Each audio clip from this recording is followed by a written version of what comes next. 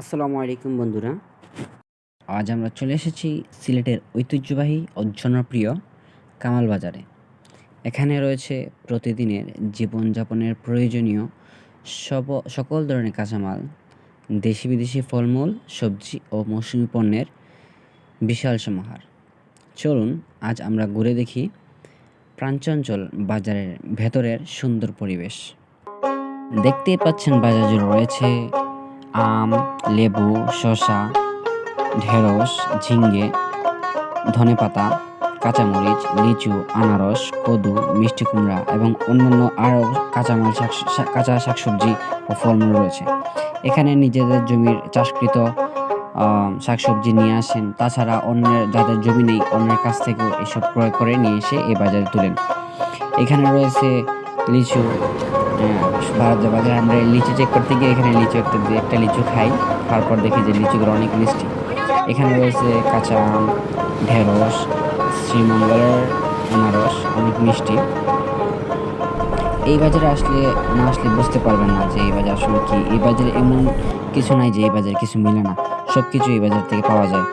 এ হচ্ছে লেবু, তারপর হচ্ছে ধনেপাতা, হচ্ছে মুখি, তারপর ঢেঁড়স। এবং অন্য পাশে চলে যাই, অন্য পাশে দেখতে পারবেন যে অন্য পাশে আছে এই যে মিষ্টি কুমড়া, তারপর করলা, টমেটো, ঝিঙ্গে, মিষ্টি কুমড়া, আবার হচ্ছে কদু, বেগুন, বাঁধাকপি এবং অন্যান্য আরও শাকসবজি। সবগুলো আমি ওনাদেরকে জিজ্ঞেস করলাম যে এসব কোথা থেকে নিয়ে আসেন। বলছেন যে অন্য জমি থেকে খুব সকালে এসব নিয়ে আসেন ওনারা। এইদিকে দেখা যাচ্ছে যে ওনারা বিভিন্ন রকমের পান নিয়ে বসেন যে যার মতো। অন্য পাশে আছে পেঁয়াজু, চানা বোনা, তারপর হচ্ছে ডিম বোনা, এই যে খিচুড়ি। এখানের সব থেকে নামি দামি একটা অংশ হচ্ছে যে খিচুড়ি। এখানে অনেক দূর দূরান্ত থেকে মানুষ আসে।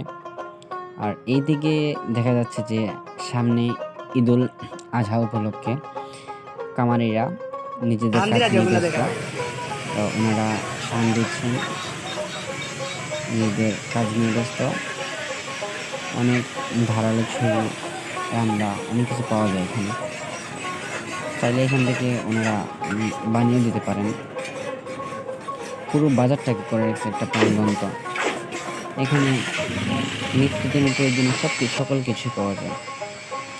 কামাল বাজার শুধু কেনাকাটা একটা জায়গা নয়, এটি সিলেটের মানুষের দৈনন্দিন জীবনে একটি গুরুত্বপূর্ণ অংশ।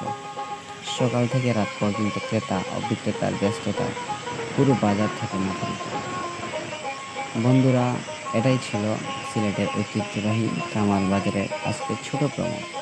ভিডিওটি ভালো লাগলে অবশ্যই লাইক, কমেন্ট ও শেয়ার করতে ভুলবেন না।